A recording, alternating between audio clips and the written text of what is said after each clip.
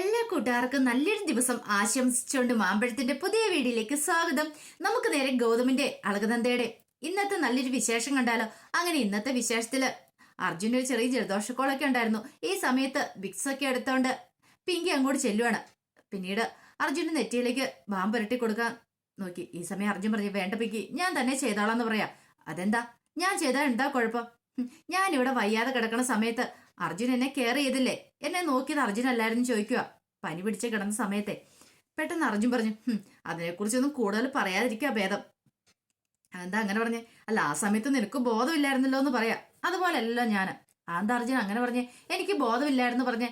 പനി പിടിച്ച ഉടനെ ബോധം പോയില്ലേന്ന് ചോദിക്കാം. ഇത് കേട്ടപ്പോ അർജുൻ പറഞ്ഞു, അതെ, അത് പറഞ്ഞാൽ നിനക്ക് മനസ്സിലാവില്ലെന്ന് പറയാ.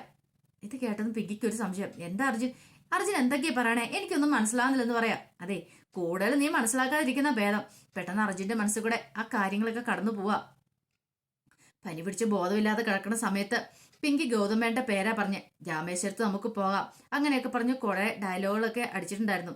നമുക്ക് ധനുഷ്കോടി പോകാന്നൊക്കെ പറഞ്ഞുകൊണ്ട് ഇനിയും പോണം എന്നൊക്കെ പറഞ്ഞുകൊണ്ട് അതൊക്കെ വീണ്ടും വീണ്ടും അർജുന്റെ മനസ്സിൽ ഇങ്ങനെ തികട്ടി വരുവാണ്. പിന്നീട് അർജുൻ പറഞ്ഞു, അതെ, അതുകൊണ്ട് എനിക്ക് കൂടുതലൊന്നും പറയാനില്ല, നിന്നോട് കൂടുതൽ സംസാരിക്കാനില്ല. ഇനിയിപ്പൊ എന്നെ കൊണ്ട് ആ പഴയ കാര്യങ്ങളൊന്നും ചകഞ്ഞെടുപ്പിക്കേണ്ടെന്ന് പറയാം. പിങ്കി പറഞ്ഞു, ഞാൻ എന്ത് തെറ്റിയിരുന്നാ? അതെ, നീ നിന്റെ സ്വന്തം മനസാക്ഷിയോട് തന്നെ ചോദിക്കാൻ പറഞ്ഞിട്ട് അർജുൻ അങ്ങോട്ട് എഴുന്നേറ്റ് പോവാണ്. ഈ സമയം പിങ്കിക്ക് ഭയങ്കര സംശയമായി. എന്തായിരിക്കും പോലും താൻ ബോധമില്ലാതെ കിടന്ന് എന്തേലും പറഞ്ഞിട്ടുണ്ടോ എന്നൊരു ചിന്ത ഉണ്ടാകുന്നുണ്ട്. പിന്നീട് നന്ദ ഒരു തീരുമാനത്തിലെത്തി. ഇനി ഇവിടെ നിന്നിട്ട് കാര്യമില്ല, ഗൗതമേണ്ണൻ തന്നെ വേണ്ട. പിന്നെ എന്താ താനിവിടെ നിൽക്കണേ? തനിക്ക് ഒരു കാര്യം ചെയ്യാം, ഏലപ്പാറ വീടുണ്ട്, അവിടെ ആന്റിയുണ്ട്, അങ്ങോട്ട് പോയേക്കാം എന്ന് നന്ദ മനസ്സിൽ കരുതുവാണ്. പിന്നീട് ലക്ഷ്മിയമ്മയുടെ അരിയിലേക്ക് ചെല്ലുവാണ്. അമ്മയോട് പറയാതെ പോകാൻ പറ്റില്ല, അമ്മയ്ക്ക് വല്ലാത്ത സങ്കടം. ലക്ഷ്മിയമ്മ അങ്ങനെ പത്രമൊക്കെ വായിച്ചുകൊണ്ടിരിക്കുന്ന സമയത്ത് നന്ദ അങ്ങോട്ട് ചെല്ലുന്നത്, എന്താ മോളെന്ന് ചോദിക്കുക. അല്ല അമ്മ പത്രം വായിക്കുകയാണോ? അല്ല, കുറെ സമയമായി ഞാൻ തുടങ്ങിയിട്ട്, തീർന്നെന്ന് പറയണം. അല്ല, ഇപ്പൊ രാവിലെ ഒന്നും എനിക്ക് വായിക്കാൻ സമയം കിട്ടത്തില്ലല്ലോ, അതുകൊണ്ടാണ് ഈ സമയത്ത് വായിക്കണമെന്ന് പറയാം.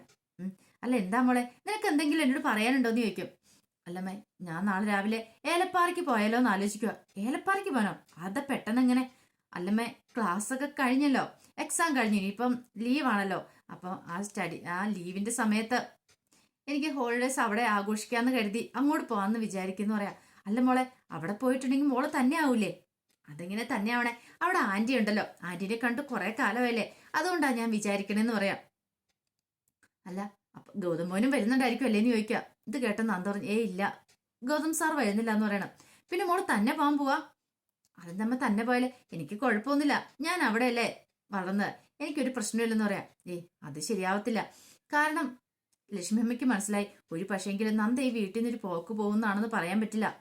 ഗൗതം നന്ദയും തമ്മിൽ എന്തെങ്കിലും പ്രശ്നമുണ്ടോ? ഇനിയിപ്പം നന്ദയോട് പൊക്കോളം പറഞ്ഞിട്ടാണോ നന്ദ പോണേന്ന് അറിയത്തില്ല. ഗൗതമോളെ വീട്ടിൽ നിന്ന് ഇറക്കി വിടുന്നതാണെന്നും പറയാൻ പറ്റില്ല. പക്ഷെ നേരിട്ട് ചോദിക്കാൻ ഒരു ബുദ്ധിമുട്ട്. ലക്ഷ്മി പറഞ്ഞു, മോള് പോയിട്ട് എന്താ വരുന്നത്? ഞാൻ അധികം ദിവസം നിൽക്കില്ല, പെട്ടെന്ന് ഇങ്ങോട്ട് വന്നോളാന്ന് പറയാ. അങ്ങനെ പറഞ്ഞിട്ട് ലക്ഷ്മിയമ്മയുടെ അനുഗ്രഹം മേടിച്ചിട്ട് അങ്ങോട്ട് പോവാണ്. ഈ സമയത്ത് ലക്ഷ്മിക്ക് വല്ലാത്ത വിഷമം ഉണ്ടാകുന്നുണ്ട്. അപ്പൊ അങ്ങോട്ട് വന്ന് അർജുന് ലക്ഷ്മിയമ്മയോട് സംസാരിക്കുന്ന കാര്യങ്ങളെല്ലാം കേട്ടു. നന്ദയ്ക്കാണെങ്കിൽ ലക്ഷ്മിയമ്മയോട് പറഞ്ഞിട്ട് അങ്ങോട്ട് തിരിഞ്ഞു കഴിയുമ്പോഴത്തേനും കണ്ണൊക്കെ നിറഞ്ഞൊഴുകി. അങ്ങോട്ട് കള്ളത്തരം പറഞ്ഞിട്ടാ പോണേ. ഒരിക്കലും പിന്നീട് താൻ ഈ കുടുംബത്തിലേക്ക് തിരികെ വരില്ല. അതൊക്കെ ഓർത്തു കഴിഞ്ഞപ്പോ നന്ദയ്ക്ക് സഹിക്കാൻ പറ്റുന്നുണ്ടായിരുന്നില്ല. അങ്ങനെ കരഞ്ഞുകൊണ്ട് നേരെ ചെല്ലുന്ന അർജുന്റെ മുന്നിലേക്കാണ്. പെട്ടെന്ന് നന്ദ കണ്ണൊക്കെ ഒന്ന് ഒപ്പി. എന്താ നന്ദടുത്തി, എന്താ കരയണേന്ന് ചോദിക്കും. ഒന്നുമില്ല, മറയ്ക്കാൻ ശ്രമിക്കണ്ട, എനിക്ക് മനസ്സിലായി. നന്ദടുത്തി മനസ്സിൽ നല്ല വിഷമമാണെന്ന് പറയാം. എന്തിനു വിഷമം? എനിക്ക് വിഷമമൊന്നുമില്ലോ. ഏട്ടത്തി എന്തിനാ ഇപ്പൊ ഏലപ്പാറയ്ക്ക് പോന്നേ? അല്ല, അത് പിന്നെ ഞാന് ഹോളിഡേയ്സ് അല്ലേ, അപ്പൊ അത് അവിടെ ആഘോഷിക്കാന്ന് വെച്ചു. കുറെ കാലമല്ലേ പോയിട്ട്. അതുകൊണ്ടല്ലേ? അല്ല, ഗൗതമേട്ടൻ വരുന്നില്ലേ നിൽക്കും. ഇല്ല, ഗൗതം സാറ് വരുന്നില്ല എന്ന് പറയും. അപ്പൊ നന്ദടുത്തി ഇന്ത്യവരത്തിന്ന് പുറപ്പെട്ടു പോവാണെന്ന് ചോദിക്കുകയാണ്. ഓഹോ, അപ്പൊ ഇന്ത്യവരത്തിലുള്ള ആരെയും നന്ദടുത്തേക്ക് വേണ്ട അല്ലേന്ന് ചോദിക്കുക. ഇത് കേട്ടോ നന്ദ പറഞ്ഞു, ഞാൻ വേണ്ടെന്ന് വെച്ചല്ലോ, എന്നെ വേണ്ടാന്ന് വെച്ചല്ലേ എല്ലാവരും ചോദിക്കുക. ഇത് കേട്ടോ അർജുൻ പറഞ്ഞു, എന്തൊക്കെ വർത്താനം നന്ദടുത്തി പറയണേന്ന് ചോദിക്കുകയാണ്. അപ്പോഴാണ് പിങ്കി അങ്ങോട്ട് വരുന്നത്. പിങ്കി ഇവര് സംസാരിക്കുന്നത് കേട്ടു. പെട്ടെന്ന് അവിടെ അങ്ങോട്ട് മറിഞ്ഞു നിൽക്കുകയാണ്. പിന്നീട് പറഞ്ഞു, നന്ദടുത്ത് ഇവിടുന്ന് പോയിട്ടുണ്ടെങ്കിൽ ഇവിടുത്തെ കാര്യങ്ങളെല്ലാം ഓക്കെ ആവും നന്ദടുത്തേക്ക് തോന്നുന്നുണ്ടോ? അല്ല പിന്നെ ഞാൻ ഇവിടെ എന്തിനാ അർജുൻ നിൽക്കുന്നേ? ഗൗതം സാറിന് പോലും എന്നെ വേണ്ടാന്ന് പറയണം. അതൊക്കെ നന്ദടുത്തിയുടെ വെറും തോന്നലല്ലേ? തോന്നലല്ല, എന്നോട് അതിനെക്കുറിച്ച് പറഞ്ഞതാണ്. കാരണം ഇനി ഇവിടെ ഞാൻ നിൽക്കുന്നതിൽ അർത്ഥമില്ല അർജുൻ. ഞാൻ എന്തിനു വേണ്ടിയിട്ടാ, ആർക്ക് വേണ്ട ഇവിടെ നിൽക്കണേന്ന് ചോദിക്കും. അതെ, നന്ദേടത്തി ഒരു കാര്യം ചെയ്യണം, ഇങ്ങനെ തോറ്റു പിന്മാറാനുള്ളതല്ല നമ്മുടെ ജീവിതം. അല്ല പിന്നെ ഗൗതമൻ എന്റെ മുഖത്ത് നോക്കി പറഞ്ഞ കാര്യമാണ്, ഞാനാണ് അഭിരാമിയെ ഒറ്റിയെന്നുള്ള കാര്യം. അല്ല, നന്ദേടത്തി ഒറ്റിയിട്ടില്ലെന്ന് നന്ദേടത്തിക്ക് 100% ഉറപ്പില്ലേ? 100 അല്ല, 101% ഉറപ്പുണ്ടെന്ന് പറയണം. ഇത് കേട്ടതും പിങ്കിയിലൊരു ഞെട്ടലുണ്ടായി. ദൈവമേ, പ്രശ്നം ആകുമെന്നൊരു ചിന്ത പിങ്കിയിലുണ്ടായിരുന്നുണ്ട്. ഈ സമയത്ത് അർജുൻ പറഞ്ഞു, പിന്നെ എന്തിനാ നന്ദേടത്തി പോകുന്നേ? അങ്ങനെ പോയിട്ടുണ്ടെങ്കിൽ നന്ദേടത്തി കുറ്റക്കാരി എന്നുള്ള രീതിയിലല്ലേ പോകുന്നേ? എല്ലാ ഭാരവും ഒറ്റയ്ക്ക് ചുമന്നല്ലേ പോകുന്നേ? ഒരു കാരണവശാലും അങ്ങനെ പോവരുത്. ഇവിടെ നിന്നത് പ്രൂവ് ചെയ്യിക്കണം ആരാണ് അത് ചെയ്തതെന്നുള്ള കാര്യം. ഒരു പക്ഷേങ്കില് നന്ദേടത്തിക്ക് അത് ഇവിടെ നിന്നുള്ള പോക്ക് ഒരു പക്ഷേങ്കിൽ ഒരിക്കലും ഗുണകരമാകില്ല. നന്ദേടത്തിന് മേലായിരിക്കും കുറ്റം വരാൻ പോണേ. നന്ദ പറഞ്ഞു, പിന്നെ ഞാൻ എന്ത് ചെയ്യുന്ന? ഞാനല്ലേ എന്നെ ഗൗതം സംശയിക്കുന്നതിന് കാരണമുണ്ട്. എന്താണെന്നറിയാവോ? ഞാനല്ലേ ഇതിന്റെ പുറകെ നടന്നേ, അഭിരാമിനെ കുറിച്ച് അന്വേഷിക്കാനൊക്കെ നടന്നേ. പെട്ടെന്ന് അർജുൻ പറഞ്ഞു, അതെന്ത് വർത്താനം നന്ദേടത്തി പറയണേ? ഒന്ന് ആലോചിച്ചേക്ക്. ഞാന്, നന്ദേടത്തി, പിന്നെ പിങ്കി ഉണ്ടായിരുന്നല്ലോ. നമ്മൾ 3 പേരും അല്ലേ ഇതിനെക്കുറിച്ചൊക്കെ അന്വേഷിച്ചേ. അപ്പൊ ഇത് നമ്മൾ 3 പേരെങ്കിലും ആരെങ്കിലും ആയിക്കൂടുന്നില്ലല്ലോ എന്ന് പറയാം. ഇത് കേട്ടോണ്ടിരുന്ന പിങ്കി ഞെട്ടിലുണ്ടായി. ഈ അർജുൻ എന്തിന്റെ സൂക്കേടത്? അർജുൻ എന്തിനാ ഇങ്ങനെയൊക്കെ നന്ദയോട് പറഞ്ഞു കൊടുക്കുന്നേ? പോകാൻ തുടങ്ങുന്ന അവളെ അങ്ങോട്ട് പറഞ്ഞു വിട്ടാ പോരെ? ഓരോന്നൊക്കെ പറഞ്ഞ് അവളെ ഇവിടെ നിർത്തുവാണ് അങ്ങോട്ട്. പിങ്കിക്ക് അവിടെ നിന്നിട്ടൊരു സമാധാനം ഉണ്ടായില്ല. ഈ സമയത്ത് അർജുൻ പറഞ്ഞു, ഒരു കാരണവശാലും നന്ദേടത്തി പോവല്ലേ, എനിക്കൊരു വാക്ക് തരണം. ആരൊക്കെ എന്തൊക്കെ പറഞ്ഞു പറഞ്ഞാലും ഞാൻ നന്ദേടത്തിന്റെ ഒപ്പം നിൽക്കുള്ളൂ. ദേ, നന്ദേടത്തിയുടെ അനിയനെ പറയണേ. അതെ, ഞാൻ പറഞ്ഞാൽ നന്ദേടത്തി അനുസരിക്കില്ലെന്ന് ചോദിക്കും. എന്ന് ചോദിച്ചാൽ അതെ, നന്ദേടത്തി പോവരുത്. ഇനി ആരൊക്കെ എതിർത്ത് പറഞ്ഞാലും നന്ദേടത്തിനെ ഞാൻ ചേർത്ത് പിടിച്ചോളാം, പേടിക്കണ്ട കേട്ടോ. നന്ദേടത്തിക്ക് ഒരിക്കലും വീട്ടിൽ നിന്ന് ഇറങ്ങേണ്ട വരത്തില്ലെന്ന് പറയാം. ഇത് കേട്ട് നന്ദയ്ക്കൊരു സന്തോഷമായി. തന്നെ സപ്പോർട്ട് ചെയ്തിരിക്കാൻ ഒരാളെങ്കിലും ഉണ്ടല്ലോ വീട്ടില്. എന്താ ശരി, ഞാൻ പോണില്ല എന്ന് പറയണം. എന്നാൽ നന്ദയുടെ ധൈര്യമായിട്ട് പോക്കോ, ആരാ നമുക്കത് കണ്ടുപിടിക്കാന്ന് പറയണം. അങ്ങനെ നന്ദ അങ്ങോട്ട് പോയി കഴിഞ്ഞപ്പോ പിങ്കി അങ്ങോട്ട് വരുവാണ്. പിങ്കി അങ്ങോട്ട് കൊടുങ്കാറ്റ് പോലെ അങ്ങോട്ട് അർജുന്റെ മുന്നിലേക്ക് വന്നു. അർജുന് എന്തിന്റെ കേടാന്ന് ചോദിക്കും. എന്താ? അല്ല, നന്ദ ഇവിടുന്ന് പോവാന്ന് പറഞ്ഞപ്പോ അർജുൻ എന്തിനാ അവളെ ഇവിടെ പിടിച്ചു നിർത്തുന്നേ? അല്ല, അവരുടെ കാര്യത്തിൽ എന്തിനാ അർജുൻ ഇത്ര തീരുമാനങ്ങളൊക്കെ എടുക്കണേന്ന് ചോദിക്കുവാണ്. ഇത് കേട്ടപ്പോ അർജുൻ പറഞ്ഞു, നിനക്ക് എന്താ പിങ്കി? ഞാൻ എന്റെ ഏട്ടന്റെ കാര്യത്തിലല്ല തീരുമാനം എടുക്കുന്നേ, അവരുടെ കാര്യത്തിലല്ല ഇടപെടുന്നേ. നിനക്കെന്താ കുഴപ്പം? ഓ, എനിക്കൊരു കുഴപ്പമില്ല പോലും അല്ലേ? അല്ല, അഭിരാമി ഒറ്റിക്കൊടുത്തത് നന്ദയാണെന്നല്ലേ ഗൗതം പറയണേ? പിന്നെ എന്തിനാ അത്? അങ്ങനെ ഒറ്റ കൊടുത്തിട്ടുണ്ടെങ്കിൽ ഗൗതത്തിന് പൊറുക്കാനും പറ്റില്ല. ഗൗതത്തിന് വേണ്ടാത്ത ഒരാളെ അർജുൻ എന്തിനാ ഇവിടെ പിടിച്ചു നിർത്തുമെന്ന് ചോദിക്കുക. അതെ, എനിക്ക് 100% ഉറപ്പുണ്ട് നന്ദേടത്തി ആ തെറ്റ് ചെയ്തിട്ടില്ലെന്ന്. പിന്നെ തെറ്റ് ചെയ്ത ആരാന്നുള്ള കാര്യമൊക്കെ ഉടനെ തന്നെ വ്യക്തമാവും. അത് ആരാന്ന് ഞങ്ങൾ കണ്ടുപിടിക്കുകയും ചെയ്യുമെന്ന് പറയാം. അത് കേട്ടതും പിങ്കി ഓർത്ത്, ദൈവമേ, പഴി പാളിയോ? നീ എന്താ പിങ്കി വല്ലായിരിക്കണേ? നീ വിഷമിക്കേണ്ട കാര്യമൊന്നുമല്ല. നീ തെറ്റും ചെയ്തിട്ടില്ലോ, പിന്നെ നീ എന്തിനാ വിഷമിക്കണേന്നൊന്ന് കുത്തി ഒന്ന് പറയുകയും ചെയ്തു. അതുകൊണ്ട് നീ ധൈര്യമായിട്ടിരിക്കുക, നിനക്ക് പ്രശ്നമൊന്നും ഉണ്ടാകത്തില്ല. പിന്നെ തെറ്റ് ചെയ്തവരെ ഞങ്ങൾ കണ്ടുപിടിക്കാൻ പോണേ എന്നും പറഞ്ഞുകൊണ്ട് അർജുൻ അങ്ങോട്ട് കയറിപ്പോയി. പിങ്കിക്ക് പിന്നെ എന്ത് ചെയ്യണമെന്ന് അറിയില്ല, അവിടെ നിൽക്കാൻ പോലും തോന്നിയില്ല. പിന്നീട് ഗൗതം ഇങ്ങനെ നിൽക്കുന്ന സമയത്ത് ഗൗതത്തിന്റെ അരിയിലേക്ക് അർജുൻ വരുവാണ്. ഏട്ടാ, എനിക്കൊരു കാര്യം സംസാരിക്കാനുണ്ടെന്ന് പറയാം. എന്താ? അല്ല, നന്ദനെ കുറിച്ചോ അങ്ങനെ എന്തെങ്കിലും കാര്യത്തെ കുറിച്ചാണ് എനിക്ക് സംസാരിക്കാനില്ലെന്ന് പറയാം. അതെ, എനിക്ക് പറയാനുള്ള കാര്യം ഗൗതമേട്ടൻ കേൾക്കണമെന്ന് പറയാം. എന്താടാ? അല്ല, നന്ദേടത്തി ഏലപ്പാറയ്ക്ക് പോകുന്ന കാര്യം. ഓ, അതിനെക്കുറിച്ചാണോ? അതിനെക്കുറിച്ച് ഇനിയിപ്പോ കൂടുതൽ സംസാരിക്കാനൊന്നുമില്ല. അവൾക്ക് അവളുടെ തീരുമാനം എന്താണെന്ന് വെച്ചാൽ അവൾ ചെയ്തോട്ടെ, എന്നെ ഒന്നും ബാധിക്കുന്ന കാര്യമില്ലെന്ന് പറയാം. പെട്ടെന്ന് അർജുൻ പറഞ്ഞു, ഏട്ടൻ എങ്ങനെ ഇങ്ങനെയൊക്കെ തോന്നുന്നേട്ടാ? ഏട്ടന്റെ ഭാര്യയല്ല നന്ദേടത്തി, പിന്നെ ഭാര്യയാണ് പോലും. അല്ല, നിനക്കറിയാലോ ആമിയെ ഞാൻ എത്രമാത്രം സ്നേഹിച്ചിരുന്നു. എന്നിട്ട് അവളോട് ആ ചതി ചെയ്ത് അവളെ ഒറ്റയെടുത്തിയ നന്ദ, ഒറ്റ കൊടുത്ത അവളാ. അപ്പൊ അവളോട് ക്ഷമിക്കാൻ എനിക്ക് പറ്റുമോ? അല്ല, നീ ഒന്ന് ഓർത്ത് നോക്കിയേ, നിനക്ക് ആമീനെ ഇഷ്ടമല്ലായിരുന്നോ? എന്നിട്ടോ ഇപ്പൊ നീ നന്ദയുടെ ഭക്ഷത്താണോ നിൽക്കുന്നതെന്ന് ചോദിക്കുക. ഏട്ടാ, നന്ദേടത്തിന്റെ ഭക്ഷത്തിൽ നിൽക്കുന്നതിന്റെ അല്ല, നന്ദേടത്തിൽ തെറ്റ് ചെയ്തിട്ടുള്ള എനിക്ക് 100% ഉറപ്പുണ്ട്. പിന്നെ അവളുടെ വക്കാലത്ത് പിടിച്ചോണ്ട് എന്റെ അടുത്തേക്ക് വന്നേക്കല്ല, പറഞ്ഞ കേട്ടല്ലോ എന്ന് പറഞ്ഞിട്ട് ഗൗതം അങ്ങോട്ട് പോകുമ്പത്തേനും ആ കയ്യിലേക്ക് അങ്ങ് കയറി പിടിച്ച അർജുൻ. ഞാൻ പറയാനുള്ള പറയുന്ന മുഴുവൻ കേട്ടിട്ട് ഗൗതമേട്ടൻ അങ്ങോട്ട് പോയാൽ മതി എന്ന് പറയാം. ഈ സമയം ഗൗതം പറഞ്ഞു, നിനക്ക് കൂടുതലൊന്നും പറയാനില്ലല്ലോ, അവളെ കുറിച്ചല്ല പറയാനുള്ളേ. അതെ, നന്ദേടത്തെ തെറ്റ് ചെയ്തിട്ടില്ലെന്ന് എനിക്ക് ഉറപ്പായിട്ടുള്ള കാര്യമാണ്. അല്ല സന, ഗൗതമേട്ടനും ഒരു പോലീസ് ഓഫീസർ അല്ലേ, ഗൗതമേട്ടന് അറിയാൻ കഴിയില്ലേ ആരെ ഇൻഫർമേഷൻ കൊടുത്തേന്ന്? ഓ, അതാണോ നീ പറഞ്ഞു വരുന്നേ? നീ എന്താ വിചാരിച്ചോണ്ടിരിക്കുന്നേ?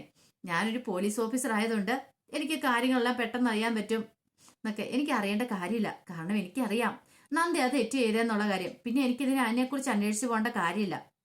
അതുകൊണ്ടാ പറഞ്ഞ്. പിന്നെ എന്നും പറഞ്ഞോണ്ട് ഞാൻ എന്റെ ഭാര്യ എന്ന് പറഞ്ഞ് വിട്ടുവീഴ്ച ഒന്നും ചെയ്യാൻ പോകുന്നില്ല എന്ന് പറയാ.